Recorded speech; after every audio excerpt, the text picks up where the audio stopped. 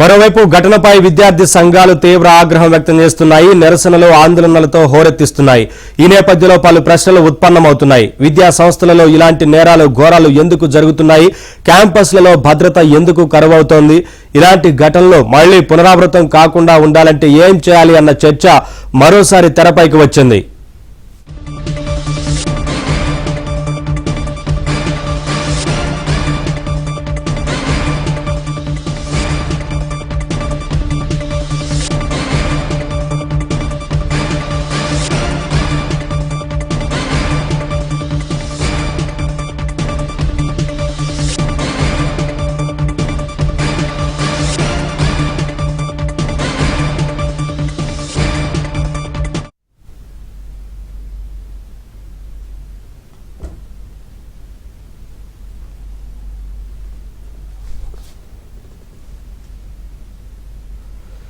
ఈ ఘటనపై విద్యార్థి సంఘాలు తీవ్ర ఆగ్రహం వ్యక్తం చేస్తున్నాయి. నిరసనలు ఆందోళనతో హోరెత్తిస్తున్నాయి. ఈ నేపథ్యంలో పలు ప్రశ్నలు ఉత్పన్నమవుతున్నాయి. విద్యా సంస్థల్లో ఇలాంటి నేరాలు ఘోరాలు ఎందుకు జరుగుతున్నాయి? క్యాంపస్లలో భద్రత ఎందుకు కరువవుతోంది? ఇలాంటి ఘటనలు మళ్లీ పునరావృతం కాకుండా ఉండాలంటే ఏం చేయాలన్న చర్చ మరోసారి తెరపైకి వచ్చింది. ఈ ఘటన సంబంధించి అప్డేట్స్ మా ఢిల్లీ బ్యూరో చీఫ్ కృష్ణ అడిగి తెలుసుకుందాం. కృష్ణ, నవీన్, లాస్ట్ జాన్ రేప్ ఘటనతో కోల్కతా అట్టుడికిపోతుంది. సంవత్సరం లోపు రెండు దారుణమైన ఘటనలు బెంగాల్ మహిళల భద్రతపై ఆందోళన వ్యక్తం అవుతున్నాయి. ముఖ్యంగా యూనివర్సిటీలు క్యాంపస్లతో పాటు విద్యార్థుల భద్రతపై ఇప్పుడు పెద్ద ఎత్తున ప్రశ్నలు తలెత్తుతున్నాయని చెప్పాల్సింది. గతేడాది ఆగస్టు 9 ఆర్జికర్ మెడికల్ కాలేజీలో జూనియర్ వైద్యురాలపై జరిగిన ఘటనలు మర్చిపోక ముందుకే, అంటే ఏడాది కూడా సరిగ్గా తిరగే ముందుకే మరోసారి సౌత్ కోల్కతాలోని ఈ విద్యార్థినిపై గ్యాంగ్ రేప్ జరగడం అత్యంత ప్రకంపనలు సృష్టిస్తుందని చెప్పాల్సి ఉంటుంది. పైగా ఈ ఘటనలో ప్రధాన నిందితుడుగా మోనోజిత్ మిశ్రా అధికార టీఎంసీ పార్టీకి చెందిన విద్యార్థిగా జనరల్ సెక్రటరీ కావడంతో కూడా మరింత ఆగ్రహావేశాలు అయితే వెలువచ్చుతున్నాయని చెప్పాల్సింది. పెద్ద ఎత్తున భారతీయ జనతా పార్టీతో పాటు ఇతర పార్టీలు కూడా మమతా బెనర్జీ ప్రభుత్వం పైన దుమ్మెత్తి పోస్తున్న సంఘటన కూడా నిరసన.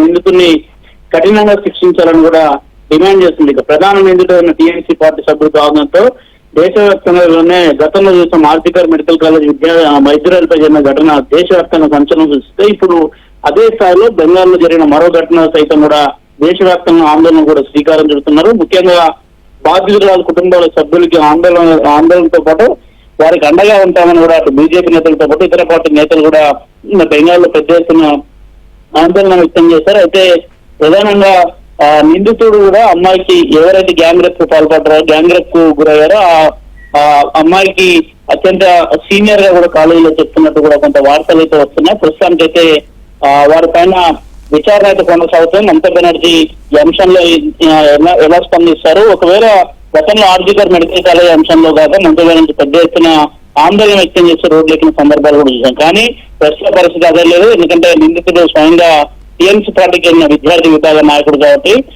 మమతా బెనర్జీ ఆశదీసి అడుగులు వేస్తారు ఎట్లా ఉంటుందనేది కూడా చూడాల్సింది. కానీ మొత్తం 10 మంది గ్యాంగ్ రేప్ లో పాల్గొన్నట్టు తెలిసింది. వారికి సంబంధించిన అంశంలో కూడా ఇప్పటికే కోల్కతా పోలీసులు విచారణలో ముందుకు వెళ్తున్న నేపథ్యం మరోవైపు రాజకీయ రంగం పులుగొవడంతో పెద్ద ఎత్తున కూడా దీనిపైన డిమాండ్లు వ్యక్తం అవుతాయి. ముఖ్యంగా మహిళా భద్రతకు సంబంధించి బెంగాల్లో జరుగుతున్న వరుస ఘటనల పట్ల కూడా అటు అందరూ కూడా ఆందోళన వ్యక్తం చేస్తున్న నేపథ్యం ఆర్జికర్ మెడికల్ కాలేజ్ లో నాటి సందర్భం చెలరైన నా సందర్భంలో ఏ విధంగా అయితే ఆందోళన చెందాయో ఈ రోజు కూడా అలాంటి ఆందోళన కొనసాగుతున్నాయి. నిన్న ఉదయం నుంచి కూడా బెంగాల్ అంతా కూడా పెద్ద ఎత్తున విద్యార్థులు కావచ్చు, అదేవిధంగా మెడికల్ కాలేజ్ సంబంధించిన స్టూడెంట్స్ అంతా కూడా ఆందోళన వ్యక్తం చేస్తున్నారు. నవీన్, ఓకే సతీష్.